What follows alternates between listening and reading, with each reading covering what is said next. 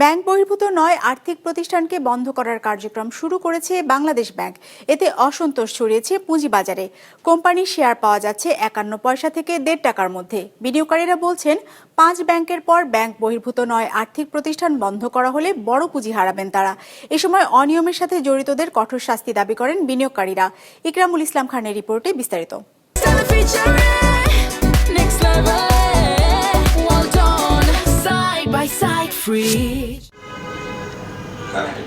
অনিয়মে জর্জরিত ব্যাংক বহির্ভূত 9 আর্থিক প্রতিষ্ঠান চলতি সপ্তাহে বন্ধ করে দেয়া হবে, এমনটা জানিয়েছেন কেন্দ্রীয় ব্যাংক গভর্নর গত সোমবার। এরপর থেকে প্রতিষ্ঠানগুলো শেয়ারধারীদের মধ্যে অসন্তোষ ছড়িয়ে পড়ে। বিভিন্ন ব্রোকারেজ হাউস থেকে সশরীরে লেনদেনে অংশ নেয়া বিনিয়োগকারীরা বলছেন 5 ব্যাংকের অবসায়নে বড় ক্ষতির সম্মুখীন হয়েছেন তারা। এরপর ব্যাংক বহির্ভূত 9 আর্থিক প্রতিষ্ঠান বন্ধ করা হলে তা হবে বাজারের জন্য ভয়াবহ। এ সময় তারা অভিযোগ করেন, যারা অনিয়মে জড়িত থেকে কোম্পানিকে ধ্বংস করেছে তাদের বিরুদ্ধে দৃশ্যমান ব্যবস্থা নেওয়া হচ্ছে না। এখানে যারা ক্ষুদ্র বিনিয়োগকারী এইখানে এমনি ক্ষতিগ্রস্ত, স্তরে স্তরে ক্ষতিগ্রস্ত হয়েছে লোকগুলি। একটা শেয়ার 10 টাকা কিনছে, আজকে 2 টাকা দাম আছে।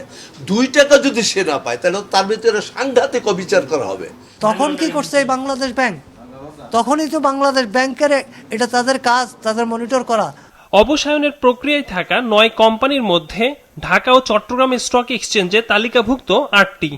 এগুলো হলো peoples leasing and financial services, international leasing and financial services, FAS finance and investment, first finance and investment, Bangladesh industrial finance company, premier leasing and finance, GSP finance company, prime finance and investment limited. আর তালিকাভুক্তির বাইরে রয়েছে আভিবা finance. তথ্য বলছে এসব তালিকাভুক্ত কোম্পানির share পাওয়া যাচ্ছে 51 পয়সা থেকে 1 টাকা 50 পয়সার মধ্যে।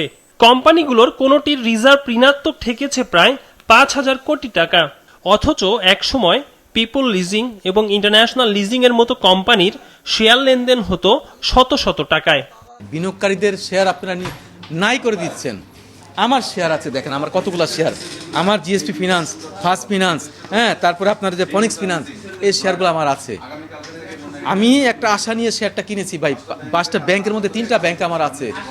আপনারা তো কি করতেছেন ভাই, আমাদেরকে মেরে ফেলতেছেন আপনারা। বাংলাদেশ ব্যাংকের তথ্য মতে ব্যাংক বহির্ভূত 9 আর্থিক প্রতিষ্ঠানের ঋণের সিংহভাগই এখন খেলাপি।